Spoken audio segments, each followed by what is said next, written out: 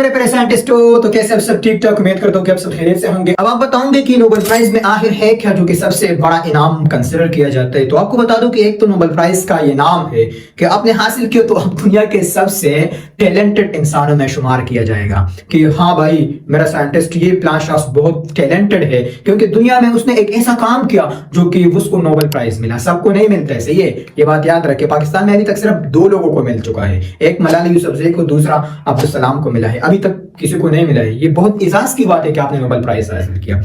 तो Nobel prize का एक नाम ये है जिसपे कंट्री सब कुछ अपार करते हैं कि हमने नोबेल प्राइज हासिल किया। दूसरा, इसके साथ साथ आपको एक मेडल दिया जाता है जिसपे आपका नाम लिखा होता है, सोने का होता है कि प्लांट शास्त्र ने इस फील्ड में नोबेल प्राइज हासिल किया। प्लांट शास्त्र का नाम मतलब साइंटिस्टों ने हासिल किया, तुमने हासिल किया तो तुम्हारा नाम इस पे लिखा जाएगा। इसके साथ साथ आपको एक डिप्लोमा दिया जाता है कि प्लांट शास्त्र ने इस फील्ड में नोबेल प्राइज हासिल किया, वेरीफाइड है, इसके डिस्कवरी, इसके इन्वेंशन पे उसने हासिल किया। इसके साथ साथ आपको कैश प्राइज भी दिया जाता है जिसका अमाउंट 9,86,000 यूएस डॉलर होता है, जो कि पाकिस्तानी 29 to 30 करोड़ रुपए बनते हैं। यार मजे मजे, इतना ज्यादा कैश अमाउंट। लेकिन आपको एक इंटरेस्टिंग बात बताओ कि दुनिया में ऐसे शख्स भी है जिसने नोबेल प्राइज लेने से इनकार किया, टक्कर मार दिया कि यार मुझे नोबेल प्राइज नहीं चाहिए, मैंने तो सिर्फ ह्यूमैनिटी के लिए काम किया। अरे सर, इतना ज्यादा पैसों को टक्कर मारा, होते हैं ना कुछ यूनिक लोग। अब आप कहोगे कि सर इतना ज्यादा पैसे मुझे मिल जाए 29 to 30 करोड़, मैं इस पे क्या करूंगा। देखो, जो लोग नोबेल प्राइज हासिल करते हैं ना वो सबसे यूनिक लोग होते हैं। तो दुनिया में अभी तक जितने भी लोगों ने ये कैश प्राइज उसूल किया तो उसने ह्यूमैनिटी के लिए इस्तेमाल किया है, लाइब्रेरी उनसे बनाए, मतलब काम उन्होंने की ह्यूमैनिटी के लिए ताकि लोगों को फायदा पहुंच जाए।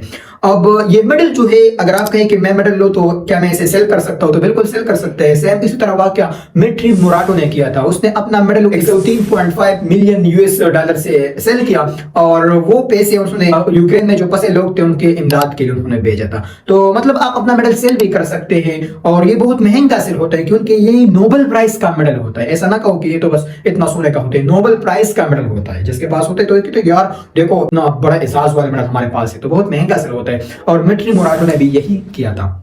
आपको पता होना चाहिए कि नोबेल प्राइज सिर्फ और सिर्फ 6 फील्ड में दिया जाता है, जिसमें सबसे पहले केमिस्ट्री, अरे मेरा सब्जेक्ट है तो पहले बताऊंगा, और दूसरे पे फिजिक्स, फिजियोलॉजी में जो मेडिसिन के फील्ड आते हैं, एनाटॉमी है, इसी तरह बॉटनी है, डॉक्टर्स वाले फील्ड है, सब इसमें आते हैं। लिटरेचर है, पीस है और इकोनॉमिक्स है। सबसे पहले जो दिया जाता था 1969 तक सिर्फ इस 5 फील्ड में दिया जाता था।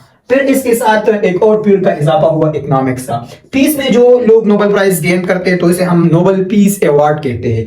इकोनॉमिक्स में जो अवार्ड हासिल करते हैं इसको हम मेमोरी अवार्ड कहते हैं, क्योंकि ये अल्फ्रेड नोबेल के मेमोरी में उन्होंने शामिल किया। अब इन 6 फील्ड के अलावा किसी भी फील्ड में नोबेल प्राइज आप हासिल नहीं कर सकते। अगर आप कहते हैं कि मैं एक अच्छा डांसर बन जाऊंगा, क्या मुझे मिलेगा? आपको नहीं मिलता। आप कहेंगे कि मैं एक बेस्ट सिंगर बन जाऊंगा, तो आपको नहीं मिलता। आप कहते हैं कि मैं एक बेस्ट यूट्यूबर बन जाऊंगा, मुझे नोबेल प्राइज मिलेगा, आपको नहीं मिलता।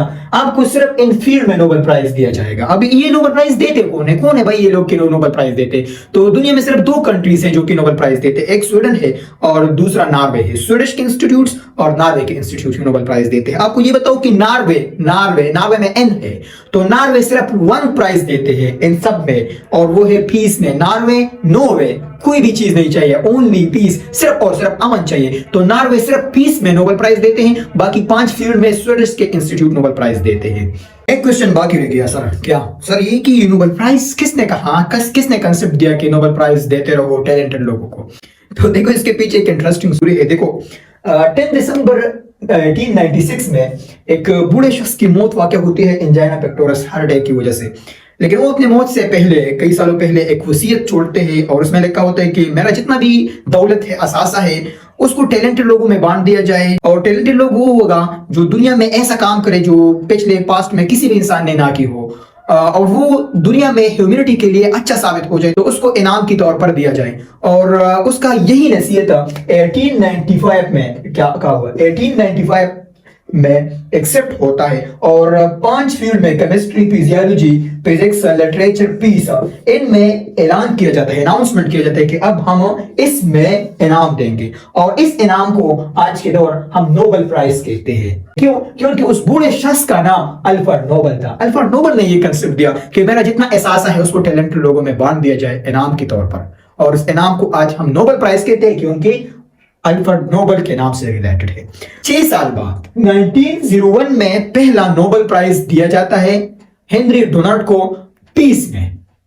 फिर इसके बाद नोबेल प्राइज का आगाज होता है, मुख्तलिफ फील्ड में दिए जाते हैं। एक बात याद रखो, अब जो नोबेल प्राइज हम देते हैं वो हम 6 फील्ड में देते हैं। सर ये तो 5 है, अरे ये 1895 से 5 फील्ड था, लेकिन फिर इसके बाद 1968 में इकोनॉमिक्स में भी अनाउंसमेंट होती है कि जो लोग इकोनॉमिक्स में अच्छा काम करें हम उनको भी नोबेल प्राइज देंगे। और ये अल्फ्रेड नोबेल की मेमोरी में सालगिरह में किया जाता है कि यार उसका इतना साल कंप्लीट हुए तो हमें एक और फील्ड का इजाफा होना चाहिए, और वो इकोनॉमिक्स, तो इकोनॉमिक्स का इजाफा होता है। इस वजह से इस इकोनॉमिक्स फील्ड के अवार्ड को हम मेमोरी अवार्ड भी कहते हैं, क्योंकि ये अल्फ्रेड नोबेल के मेमोरी में किए जाते हैं। तो ये एक मेमोरी अवार्ड है। जो लोग इकोनॉमिक्स में नोबेल प्राइज हासिल करते हैं हम कहते हैं कि उसने मेमोरी अवार्ड हासिल किया। 1969 में इकोनॉमिक्स में पहला नोबेल प्राइज दिया जाता है रिग्नर फ्रिश को और जॉनटन बर्गर को। ये दो कंट्रीज नोबेल प्राइज तकसीम करते हैं कि आओ भाई नोबेल प्राइज ले लो, लेकिन कुछ तो करो फिर नोबेल प्राइज देंगे। इन 5 फील्ड में स्वीडन के इंस्टीट्यूट नोबेल प्राइज देंगे। नॉर्वे वाला सिर्फ 1 नोबेल प्राइज देते हैं, 1, और वो है पीस का। देखो नॉर्वे में एन है, 1 में भी एन है, तो नॉर्वे सिर्फ 1 नोबेल प्राइज देते हैं और वो पीस में देते हैं। नॉर्वे नोवे कोई भी चीज नहीं चाहिए, सिर्फ और सिर्फ पीस चाहिए, अमन चाहिए, तो नॉर्वे पीस में नोबेल प्राइज देंगे। और इस पीस अवार्ड को हम नोबेल पीस अवार्ड कहते हैं। और सबसे इंपॉर्टेंट नोबेल प्राइज वाले ना नोबेल पीस वाला है। जो बंदा इसमें नोबेल प्राइज गेन करता है उसको बहुत टैलेंटेड, उसको बहुत अच्छा माना जाता है, बहुत बड़ा अवार्ड के तौर पर माना जाता है कि उसने बहुत बड़ा अवार्ड हासिल किया, क्योंकि यार उसने अमन का काम किया। इंटरनेशनल सतह पर उसने अमन में अहम किरदार अदा किया, जिस तरह मलाला यूसुफजई थे, नरगिस मोहम्मदी ईरान का बना, उसने नोबेल पीस इनाम हासिल किया। तो ये बहुत काबिल, टैलेंटेड और अजीम लोग होते हैं जो नोबेल पीस अवार्ड हासिल करते हैं। और इसमें मलाला यूसुफजई हमारा पाकिस्तानी, the youngest female of the world who got Nobel Prize in the peace is Malala Yousafzai. हमें उस पर बाहर करना चाहिए। अब यहाँ पर एक क्वेश्चन राइज होता है कि अल्फ्रेड नोबेल के पास ऐसा क्या था कि उसने कहा कि मेरे असासे का हिस्सा टैलेंटेड लोगों को नोबेल प्राइज के तौर पर दिया जाए। तो मेरे अजीज दोस्तों, अल्फ्रेड नोबेल माहिर के मैदान था, माहिर फिजिक्स था। उसने डायनामाइट की डिस्कवरी की थी। डायनामाइट बारूद कहते हैं, ये सब बारूद जो हम जंग में इस्तेमाल करते हैं उसकी डिस्कवरी असल में अल्फ्रेड नोबेल ने की थी। और उस बारूद की वजह से उस वक्त उसने हर महीने बिलियंस ऑफ डॉलर्स कमाए थे, बहुत ज्यादा पैसे उन्होंने कमाए थे।